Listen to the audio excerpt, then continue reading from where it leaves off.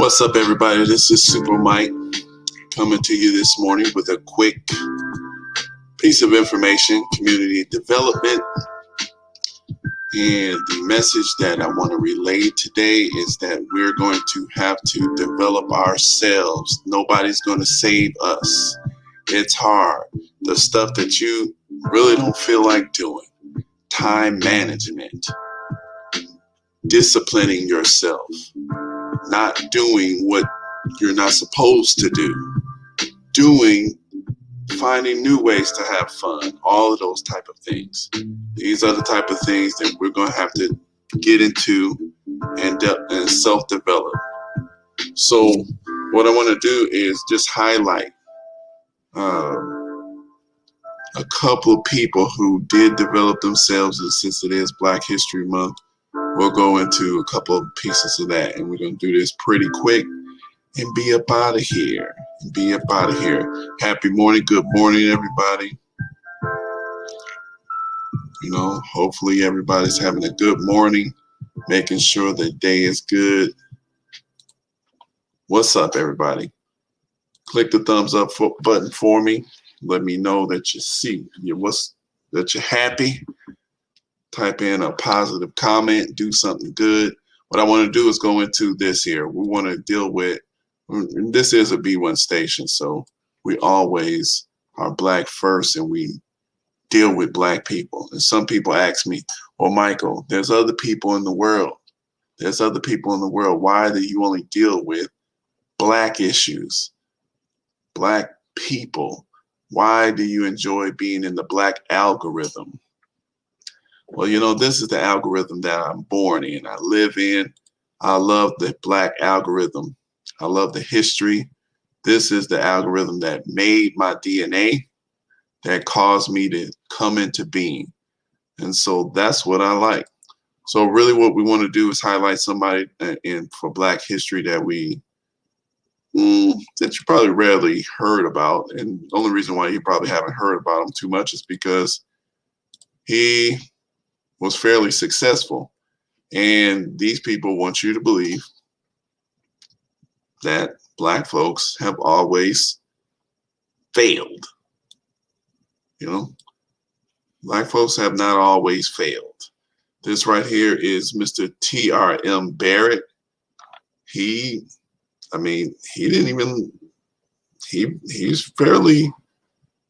had his own town, Mound Bayou in Mississippi.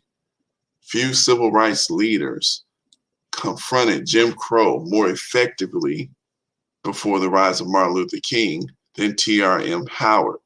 And I don't even think Martin Luther King really confronted it more effectively, because T.R.M. Howard had a town, armed self-defense. He was a doctor. They had their own hospital. Everything in the town was Black. And people had to go there to protect themselves. And they successfully protected themselves against savage, beastly white thugs. Okay? This is Mr. T.R.H. Barrett. He should be extremely famous to us. But of course not. Why? Because we're depending on the enemy to tell us our history. Keep in mind. So we're going to go through a few things on him. This is called the warrior spirit. This is developing ourselves. This is what we're capable of in the middle of a hostile territory. So never believe that we cannot take control of areas and develop them. We can take control of whole states. These people took control of Mound Bayou. So from the beginning, armed self-defense was an essential component of the struggle. Guns were always a key feature of Howard's life, ever since his impoverished childhood in rural Kentucky. Every Sunday, his mother gave him a quarter to buy 4 gun shells. This is Kentucky again. So Kentucky has something we got to really investigate, because Kentucky had William Garrett there. They had Elijah McCoy, I believe. I think Ida B. Wells from Kentucky. So there's a lot of people out of the Kentucky area. So there must be something that was going on that's unwritten that we'll find out one day. All right. So in 1942, Howard became chief surgeon at the Taborian Hospital in the all-black town of Mound Bayou, Mississippi, which gave affordable care with no government aid. They wasn't getting funded by the government, white government.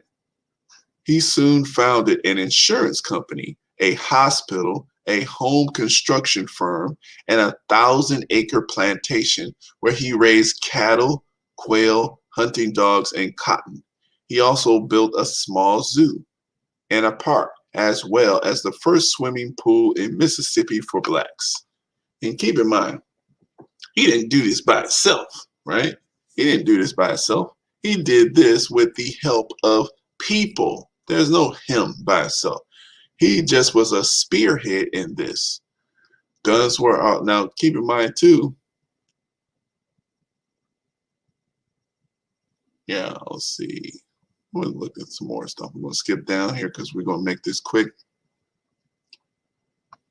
So Howard entered the civil rights limelight in 1951 by organizing the Regional Council of Negro Leadership, which championed self-help, entrepreneurship, thrift, savings, equal political rights, assisted by his protege, future civil rights icon, Medgar Evers, who they killed, right? These are the strong brothers of the civil rights movement, right? The men, see?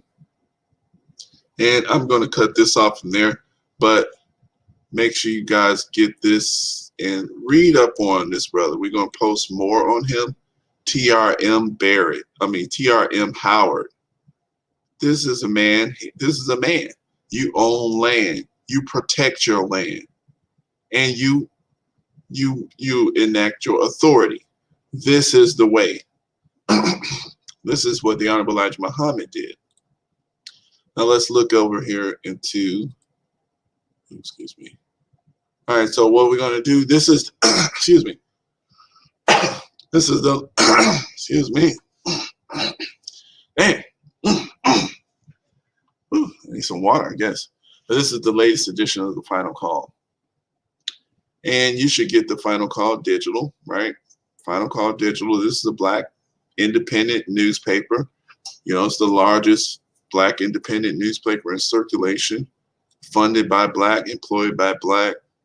This is a black independent newspaper, the Final Call newspaper. On the cover, the black Miss Cicely Tyson, beautiful, iconic ancestor now, you know, and she really did her thing, right? And represented for black people, real strong. But in here, in this particular episode, she's the cover. And Final Call is, you know, put out by the Nation of Islam. And it's a tribute to black excellence. Okay. So, but the story I wanted to go in on this is talking about We're Still Here, the spirit of rebellion, revolution in black history. Now, this is picked from the Haitian Revolution here. And what I'm going to do here is this one. I think we can expand it this way. So basically, We're Still Here, the spirit of rebellion, revolution in black history by Nissa Muhammad, contributing writer. The year is 1526, not 1619. 1526, a man named Lucas Vasquez de Ayllón set sail from Santo Domingo to South Carolina, 100 enslaved Africans in tow. But the colony he and other Spanish settlers set out to establish does not last long. The settlers suffer from famine and disease, and factions form after Ayllón's death. This gives an opening for the enslaved Africans, with the help of neighboring Native Americans, to rebel, set fire to the settler dwellings, and flee from the settlement. So what happened to them? Okay, you see, so this is 100 years prior to 1619. And keep in mind, black people have been here even before Columbus got here. But this is just what you're saying here. So they tried to set up a colony. Black people rebelled against the Spanish and actually ran them off the land, said Tariq Nasheed, producer of the documentary film series Hidden Colors, to the Final Call. This was one of many throughout history where black people rebelled and resisted against European oppressive forces. Contrary to some false narratives, black folks did not sit idly by as victims or cowards. So this is the reason why the media is very important. Black history is very important. We get these silly people, and I must say these people, people criticize me saying that I'm not Pan-Africanist, which, I didn't say that I was. I'm just doing what I think to do. And also I'm following as best I can the teachings of the Honorable Elijah Muhammad. And the bottom line is, when we are dealing with different groups, we in America, we came up under a certain type of oppression, right? It created us, it made us to develop a certain culture in order for us to survive that oppression. Other countries, African nations, Caribbean nations, and things like that, they came under oppression and they developed a certain culture to survive their oppression. The white supremacists they are the managers of that oppression. And so that's what they're going to do. And so, in order to manage that oppression, they need those buffer classes. As we start rising ourselves up to start to develop and start to resist their oppressive blows, their oppressive system, then guess what's going to end up happening? They're going to create these buffer classes. And that's what we've seen over there in Michigan with that Obanga. This dude, he felt like he wants to he come out and coon. That's the textbook definition of cooning. For Black history, he wants to abolish Black history. Why are you going to abolish Black history? So you can make favor with white supremacists. But if he knew the history, they're going to kill you anyway.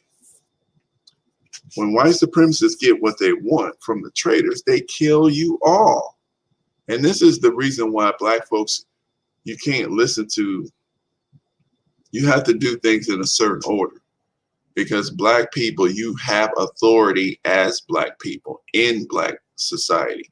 But when you want to surround yourself with you want to depend on other societies because you're too frustrated to deal with and develop and self-develop yourself and develop your community like every community has done.